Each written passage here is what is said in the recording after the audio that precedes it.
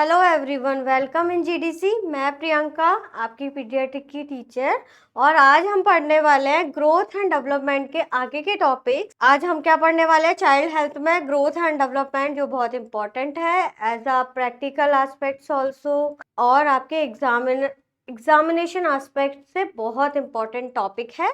तो आप hope so daily basis में रोज क्वेश्चंस आप सॉल्व कर रहे होंगे।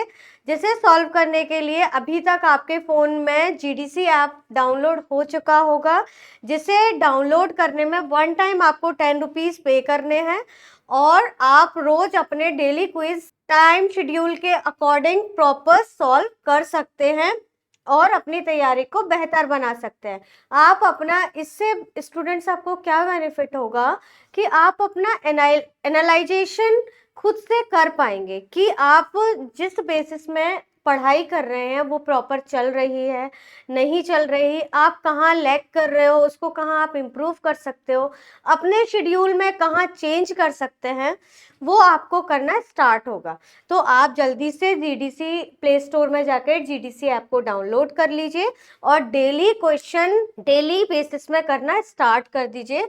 वो बहुत इंपॉर्टेंट है। इससे आपको ट्रिक समझ में आएंगी, इससे आप जल्दी से क्वेश्चन क्या कहना चाह रहा है, उसकी लैंग्वेज आपसे क्या बोल रही है, आप समझ पाएंगे और क्वेश्चन को सॉल्व कर पाएंगे। देर मत कीजिए, और अगर कोई प्रॉब्लम होती है तो आप पूछ सकते हैं। उसके बाद आज का टॉपिक है हमारा ग्रोथ एंड डेवलपमेंट।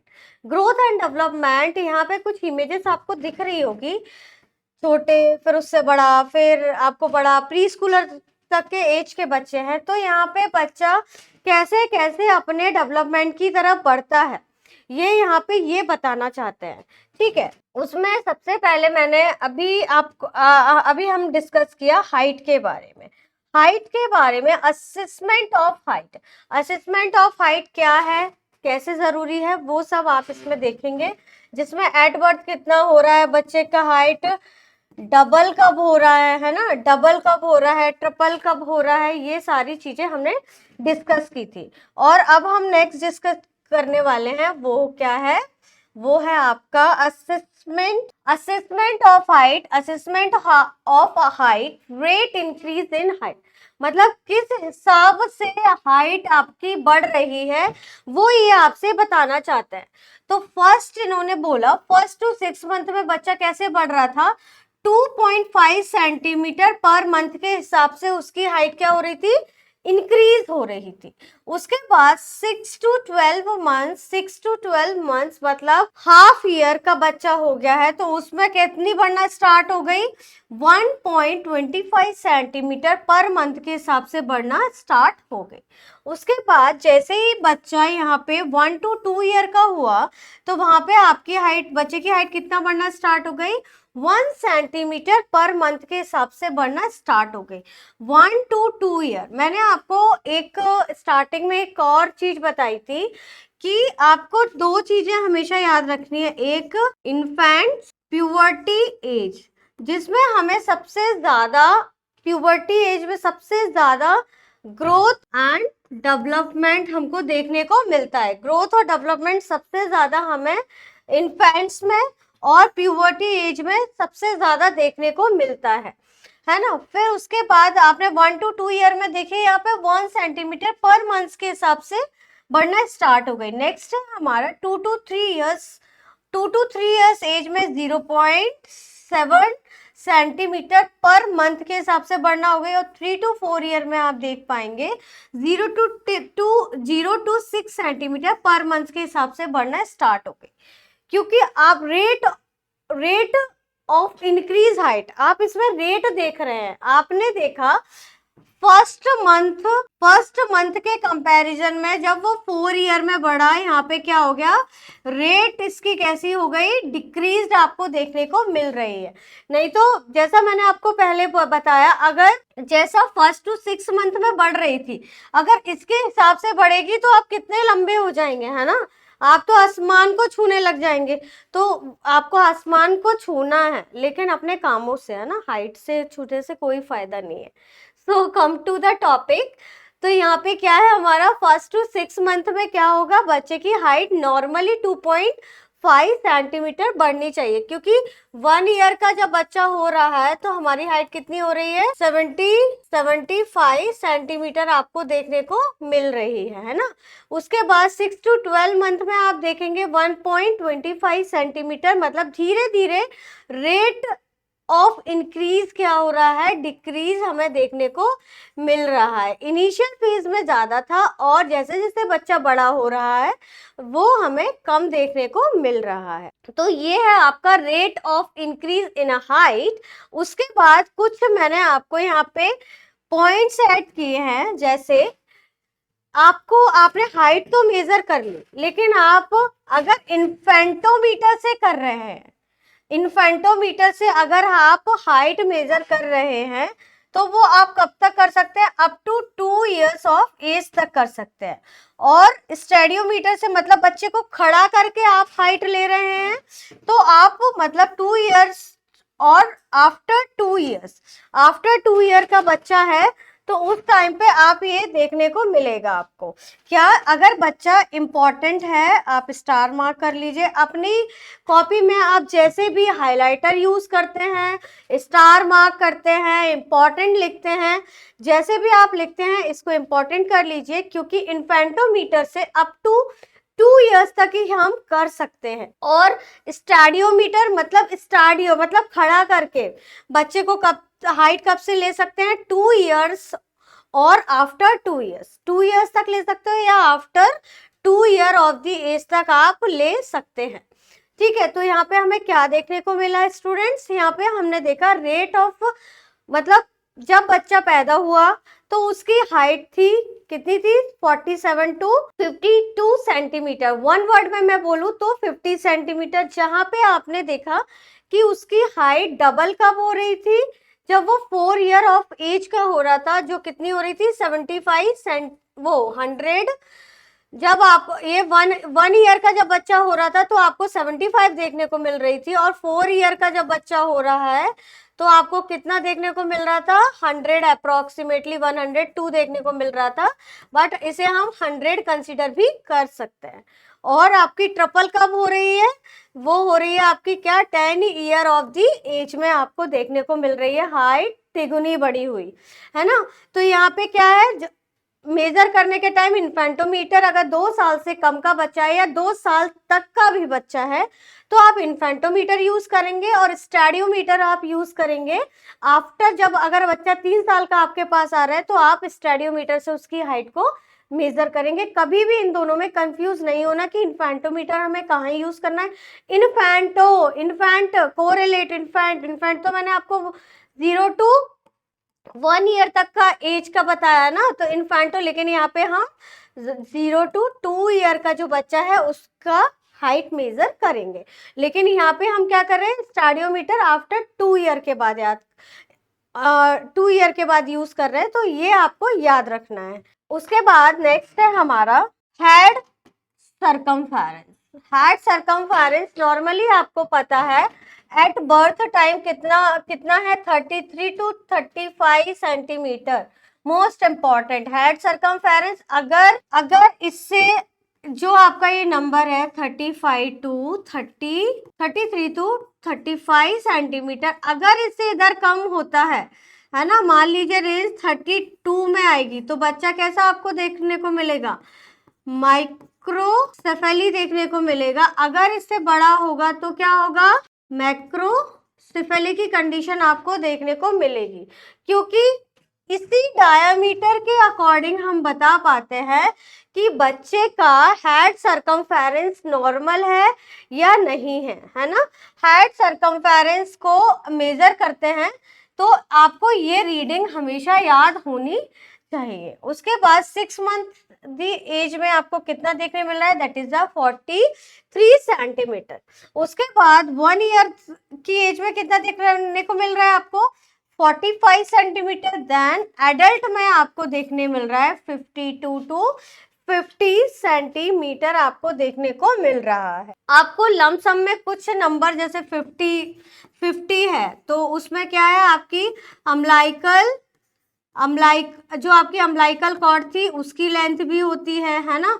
और मैंने आपको क्या क्या बताया था, 50 से रिलेटेड, हाइट भी, हाइट हाइट भी आपको देखने को मिलती है। और क्या देखने को मिल रहा है आपको, एडल्ट का जो हेड सरकमफेरेंस है एडल्ट का, वो भी अप्रोक्सीमेट 50 के लमसम में ही होता है हेड सरकमफेरेंस एडल्ट का। तो ये सारी चीजें ऐसे आपको कोरिलेट करके एक कॉपी पे अपने नोट्स बनाना स्टार्ट कर लेना है ना, ये आपको काफी हेल्प देंगे। तो यहाँ पे एडल्ट में आपने कितना देखा, 52 टू 57 सेंटीमीटर। अब head circumference more than 35, more than अगर आपको 35 दिख रहा है तो मैंने बताया आपको माइक्रोसेफेली की कंडीशन देखी, और हेड लेस देन 33 सेंटीमीटर देखा तो माइक्रो। अब माइक्रो और मैक्रो में हमेशा कंफ्यूज होंगे। देखो ये पहले आता है मतलब वो सबसे बड़ा है, तो यहाँ पे वो सबसे बड़ा है तो मतलब मोर देन में जब आएगा, मोर देन जब आप यूज करेंगे, जैसे आपने बोला मैक्रो, मैक्रो में मतलब ये सबसे बड़ा है भाई, उसे पहले आना है। तो मोर देन जहां पे भी होगा वहां मैक्रो की कंडीशन आपको देखने को मिलेगी। हेड की बात कर रहे हैं इसलिए मैंने इसमें एड ऑन किया सेफली, तो मैक्रोसेफली। उसके बाद head circumference less than 33 centimetre, तो मतलब माइक्रो, छोटा हो रहा है ना, कम हो रहा है ना, नॉर्मल से कम जा रहा है ना। और आप छोटी मतलब छोटी चीजों को देखने के लिए माइक्रो ग्लासेस इस तरीके का है ना वो यूज करता है ना, तो क्या आएगा यहाँ पे, माइक्रोसेफली आएगा। तो भूलना मत, अगर जहाँ ए आ रहा है ये पहले वो बड़ा आएगा तो मतलब मैक्रो, और आई बाद में आ रहा है मतलब वो छोटा है तो माइक्रो। क्लियर है, ये था हमारा हेड सरकमफेरेंस। नेक्स्ट हम देखेंगे स्टूडेंट्स, मोस्ट इंपॉर्टेंट क्रेनियोस्टेनोस्टो। क्या है ये क्रेनियोस्टेनोस्टो, क्या होता है क्रेनियोस्टेनोस्टो, मतलब premature closure of sutures. Premature closure of sutures की बात करते हैं। सूचर्स की अगर मैं बात करती हूँ तो आप देख पा रहे होंगे this is a foetal skull, और यहाँ पे इसके सूचर्स प्रेजेंट होंगे, यहाँ पे इसकी साइडलाइंस प्रेजेंट होती हैं फ्रंटल में, पैराइटल वाले रीजन में, इधर लैम्डा मतलब ये इसके ऑक्सीपिटल के पास जा रहे हैं, यहाँ पे कुछ सूचर्स होते हैं। तो प्री मैच्योर क्लोजर मतलब इनका हमेशा क्लोजर कब होता है, जब ये बच्चे क्या हो जाते हैं, एक्सपेल्ड आउट हो जाते हैं, उसी को बोलते हैं जब ही इसका मतलब इसमें, लेकिन इसमें ये क्या कह रहा है, प्री मैच्योर क्लोजर हो रहा है इसका, मतलब अभी ये मदर के वूम में ही है, इनका टाइम भी नहीं हुआ, उससे पहले ही इनका क्लोजर हो गया, तो उसी को बोलते हैं क्रेनियोस्टेनोस्टो। उसके बाद फर्स्ट है आपका ब्रैकीसेफेली। अब ब्रैकीसेफेली में क्या हुआ, premature closure of the coronal suture, also known as Apert syndrome, है ना, उसको ऑलरेडी क्या बोलते हैं, एपरेंट सिंड्रोम के नाम से हम जानते हैं, एपरेंट सिंड्रोम आप बोलते हैं इसको। अब देखिए इसने किस सूचर की बात करी, कोरोनल सूचर। अब इसको कैसे आप याद रखेंगे, कॉर्नर, जो दोनों कॉर्नर को कवर कर रहा है, जो दोनों कॉर्नर्स में प्रेजेंट है, उसी को हम बोलते हैं कोरोनल सूचर। जो कोरोनल सूचर क्या कर रहा है, आपको कहाँ प्रेजेंट है, premature closure of the coronal suture, मतलब इसका क्या हो गया, प्री मैच्योर क्लोजर हो गया। ये कहाँ प्रेजेंट है, कॉर्नर्स को कंटेन, दोनों कॉर्नर्स को कंटेन कर रहा है ईयर के, इसलिए मैं इसको याद रख लूंगी, that is the coronal suture, है ना। और बी के बाद हमेशा क्या आता है, सी आता है, तो आप वैसे भी कोरिलेट कर सकते हैं। तो ब्रैकीसेफेली में मैंने क्या देखा स्टूडेंट्स, मैंने आपको बताया कि जो प्री मैच्योर क्लोजर ऑफ किसका था, कोरोनल सूचर्स का, वो हो गया, इसीलिए मैंने उसको नाम क्या दिया, ब्रैकीसेफेली। जिसको मैं किस नाम से भी जानती हूँ, जैसे इसको और किस नाम से जानते हैं आप, अपरेंट सिंड्रोम के नाम से जानते हैं। उसके बाद है स्कैपोसेफेली, स्कैपो, है ना, यहाँ पे भी क्या हो रहा है, देखिए हम ये सारी टर्मिनोलॉजी जो पढ़ रहे हैं वो हम premature closure of the sutures के बारे में पढ़ रहे हैं। तो यहाँ पे हमने देखा, सबसे पहले ब्रेकी में देख लिया कोरोनल सूचर का प्री मैच्योर क्लोजर हो रहा था, जिसे हम अपरेंट सिंड्रोम के नाम से भी बोलते हैं। उसके बाद स्कैपोसेफेली में देखा, जहां पे भी प्रीमेच्योर क्लोजर हो रहा है, किसका? सजाइटल सूचर्स का। सजाइटल सूचर कहाँ है आपका? सजाइटल सूचर, जो S for scapho, S for sagittal, है ना, ऐसे याद रख सकते हैं, एस एस सजाइटल, जहां पे आपको एस स्क्वायर देखने को मिलेगा, है ना, जिस कंडीशन में एस स्क्वायर देखने को मिलेगा, मतलब स्कैपोसेफली कंडीशन हो रही है, जिसकी वजह से, किसकी वजह से हो रही है? सजाइटल सूचन की वजह से हो रही है ना। तो यहाँ पे देखने को मिलेगा। ये तो हमने बात कर ली थी कोरोनल सूचर की। देन ये जो आपका सूचर होता है जो ऑक्सीपिटल तक लेके जाता है, that is a sagittal suture, जिसका क्या हो रहा है? प्री मैच्योर क्लोजर हो रहा है। उसके बाद है आपका टेग्नोसेफली। टेग्नोसेफली में हमने क्या देखा? Premature closure of the frontal sutures. यहाँ पे फ्रंटल की बात कर रहे हैं, जो आपका यहाँ ये जो फ्रंटल होता है, यहाँ पे भी एक सूचर प्रेजेंट होता है। अभी ये जो बच्चों में एक ही बोन होती है, और सॉरी एडल्ट्स में एक ही बोन होती है, और बच्चों में क्या होती है? दो बोन में डिवाइड रहता है। यहाँ पे ये सूचर होता है। ये सूचर्स क्या करते हैं? ये बर्थ के टाइम पे जो फीटल हेड का जो डायामीटर होता है उसको कम करने में मदद करते हैं, और जिससे फीटल इजीली पेल्विस से एक्सपेल्ड आउट हो जाए और बच्चे को कोई भी हेड इंजरी ना हो। उसके प्रिवेंशन के लिए हम क्या करते हैं? बच्चे में ये सूचर्स प्रेजेंट होते हैं जो जिनका क्लोजर बच्चे की बर्थ के बाद ही हो रहा है। लेकिन यहाँ पे बच्चे का किस सूचर का closure premature of the age में ही हुआ जा रहा है, वो हम यहाँ पे देख रहे हैं।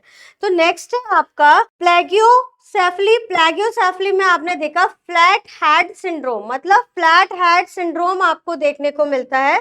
कहीं कहीं जैसे आप यहाँ पे देख रहे होंगे पोस्टीरियर रीजन में आपको ये ऑक्सीपिटल रीजन दिखाई, मतलब एमिनेंस जैसा दिखाई देता है। लेकिन बच्चे को एक ही पोजीशन में काफी टाइम तक लेटे रहने से ये कैसा हो जाता है? फ्लैट हो जाता है। आपने कभी कभी कुछ कुछ बच्चों में भी नोट किया होगा, अगर भी वो एक ही पोजीशन में बहुत टाइम तक सोते रहते हैं तो क्या होता है? उनको वहां से उनका एरिया फ्लैट, मतलब वहां पे प्रेशर पड़ता है तो वहां से वो एरिया फ्लैट हो जाता है। अंदर की तरफ को आपको पिचका हुआ सा दिखाई देता है, जो उसका शेप होता है वो शेप नहीं रहता। तो आपको ये तो इसकी वजह से अगर जैसे कि बच्चा आपने देखा होगा बच्चे को साइड लाइन पोजीशन में सुलाते हैं, है ना, तो क्यों प्रोन पोजीशन में बच्चा बहुत टाइम तक, तो मतलब यहाँ पे सडन डेथ सिंड्रोम आपको देखने को मिल सकता है। तो इसलिए मदर को आपको ये हेल्थ एजुकेशन प्रोवाइड करनी है, गाइडलाइंस प्रोवाइड करनी है कि आपको हर 2 घंटे में या थोड़े थोड़े टाइम के बाद आके बच्चे की पोजीशन को क्या करना है? चेंज करना है। हर 5 मिनट में और 15 मिनट में नहीं करते रहना, नहीं तो बच्चा रेस्ट ही नहीं कर पाएगा, मदर उसकी पोजीशन ही चेंज करती रहेगी, क्योंकि एज अ नर्सिंग ऑफिसर आपने उसे गाइड कर दिया, अब वो वही करेगी जो आप बोलेंगे। नहीं, ऐसी गाइडलाइंस नहीं देखनी, लेकिन हमें बच्चा और मदर दोनों की सेफ्टी हमारी प्रायोरिटी है, हमें उस बेसिस में उनको गाइडलाइंस प्रोवाइड करनी है। उसके बाद है ऑक्सीसेफेली। ऑक्सीसेफेली में क्या हो रहा है? Premature closure of the more than one suture. मतलब आप देख पा रहे होंगे, आपने जितना भी ये ब्रेकिसेफेली, स्कैपोसेफेली, टिग्नोसेफेली, प्लेगियोसेफेली और ऑक्सीसेफेली, ये पांचों टर्मिनोलॉजीज देखी, जिसमें अभी तक क्या हो रहा था? जिसमें इन चारों में क्या हो रहा था? इन चारों में क्या हो रहा था? अभी तक वन सूचर ही क्या हो रहा था? प्री मेच्योरली क्लोज हो रहा था। लेकिन अब आपने देखा ऑक्सीसेफेली में क्या आया? आपको ऑक्सीजन से याद रहेगा, ऑक्सीजन हम ऐसे लिखते हैं ना, मतलब कंटेंट 2 मॉलिक्यूल्स। वैसे ही यहाँ पे ये क्या करेगा? ऑक्सी है मतलब एक से ज्यादा सूचर्स को लेकर जाएगा अपने साथ। एक से ज्यादा सूचर्स का प्री मेच्योर क्लोजर हो रहा है, जिसकी वजह से हमें ऑक्सीसेफेली देखने को मिलती है। एक से ज्यादा वो कोई भी सूचर्स हो सकते हैं, कोई भी नाम स्पेसिफिक नहीं है, मतलब एक से ज्यादा कोई भी सूचर होंगे, मतलब ऑक्सीसेफेली वहां पे प्रेजेंट है। तो हमने क्या देखा? जहां पे हमने क्रेनियोस्टोनो देखा, जिसमें हमने देखा प्रीमेच्योर क्लोजर हो रहा था। क्रेनियोसनोस्टो में हमने देखा प्रीमेच्योर क्लोजर हो रहा था, किसका हो रहा था? सूचर्स का हो रहा था, जिसमें फर्स्ट हमने देखा ब्रेकिसेफेली, जिसमें हमने कोरोनल, मतलब बी के बाद सी आता है, मतलब कोरोनल सूचर की बात कर रहे हैं, और फिर भी अगर भूल जाए तो कॉर्नर से आप याद रखिए आपको स्ट्राइक करेगा। जिसमें आपने देखा अपरेंट सिंड्रोम, उसके बाद स्कैपोसेफेली देखा, एस एस स्क्वायर से याद रखिए, एस को स्कैपो और एस फॉर सजाइटल। तो यहाँ पे आपने देखा कि ये हो रहा था, जिसे और हम किस नाम से जानते हैं, डॉलिकोसेफेली के नाम से जानते हैं।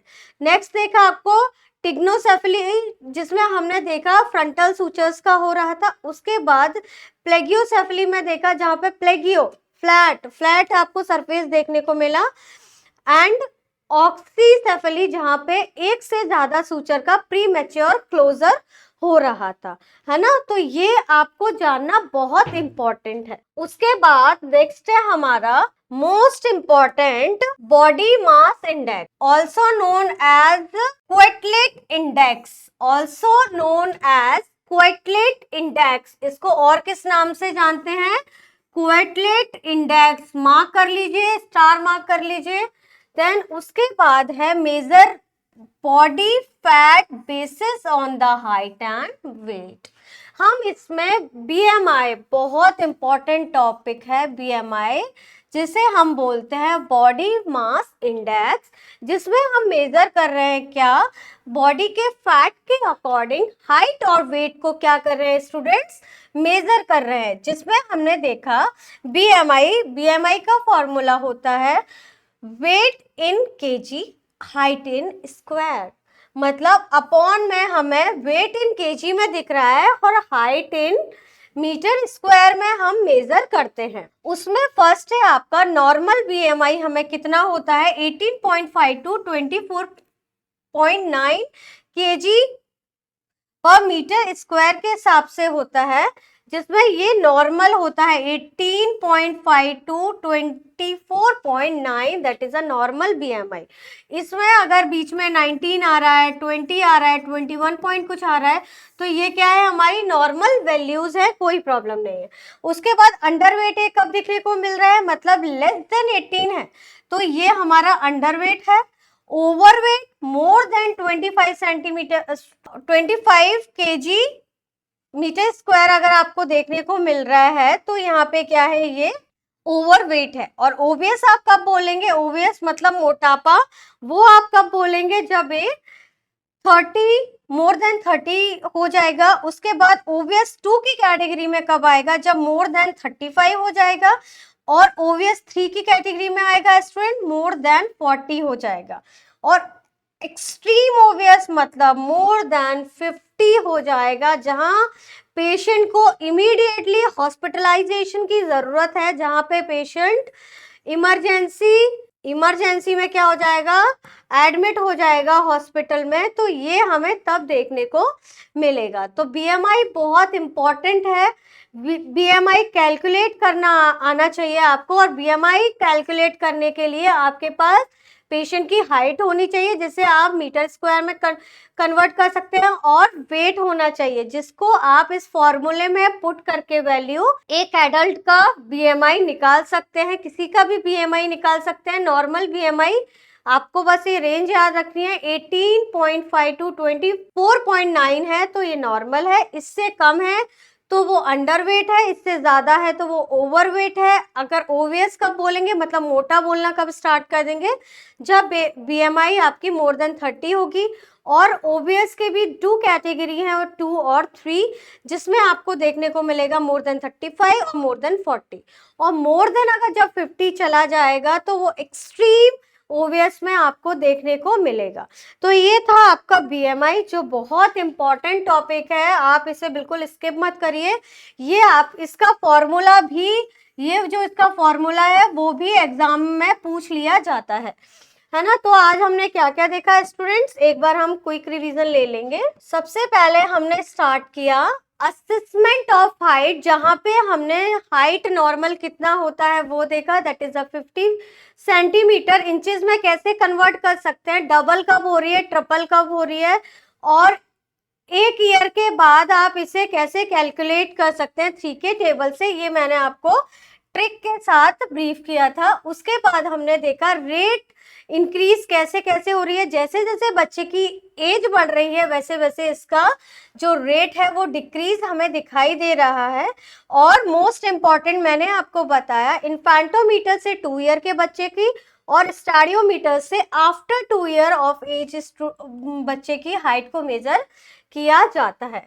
उसके बाद हमने देखा हेड सरकमफेरेंस देखा, जिसमें हमने देखा कि एट बर्थ 33 टू 35 सेंटीमीटर था और एज के साथ एडल्ट 52 टू 57 सेंटीमीटर हो रहा है। अगर 33 से ज्यादा है तो मैक्रो और कम है तो माइक्रो। उसके बाद हमने देखा कि premature closure of sutures कैसे हो रहा है, जिसमें हमने कुछ टर्मिनोलॉजीज देखी, जहां पे ब्रेकी में कोरोनल सूचर का रोल कॉल था, स्कैपो में आपका सजाइटल का था, ट्रैगियो में आपका फॉन्टेनल का था, प्लेगियो में फ्लैट हेड आपको देखने को मिल रहा था, और ऑक्सी में आपका एक से ज्यादा सूचर का क्लोजर आपको देखने को मिल रहा था, वो भी कैसा, प्री मैच्योर। उसके बाद हमने देखा बीएमआई के बारे में, जिसे हम क्विटलेट इंडेक्स के नाम से जानते हैं, जो वेट और हाइट पे काम करता है। वहाँ इसका फॉर्मूला मैंने आपको बताया। और आप बीएमआई नॉर्मल क्या है, ओवरवेट क्या है, अंडरवेट क्या है, ओबियस क्या है, ओबियस की भी मैंने कैटेगरीज आपको बताई, और एक्सट्रीम ओबियस हम किसे बोलते हैं। तो ये सारे पॉइंट्स आज हमने यहाँ पे देखे। तो आज आप बीएमआई से रिलेटेड जाके एटलीस्ट 5 क्वेश्चन और 5 बीएमआई कैलकुलेट करके एक बार देखिएगा। अगर आपको कोई भी एरर जाता है आप मुझसे कमेंट बॉक्स में पूछ सकते हैं। उसके बाद आप क्वेश्चन लगाइएगा, जिसके लिए आपको क्या करना है, जीडीसी आपको डाउनलोड करना है और अपने डेली बेसिस में तैयारी को बेहतर बनाना है, क्योंकि जीडीसी हमेशा आपकी तैयारी में आपको और बेहतर बनाने में आपकी हमेशा मदद करेगा। So thank you class, thank you very much.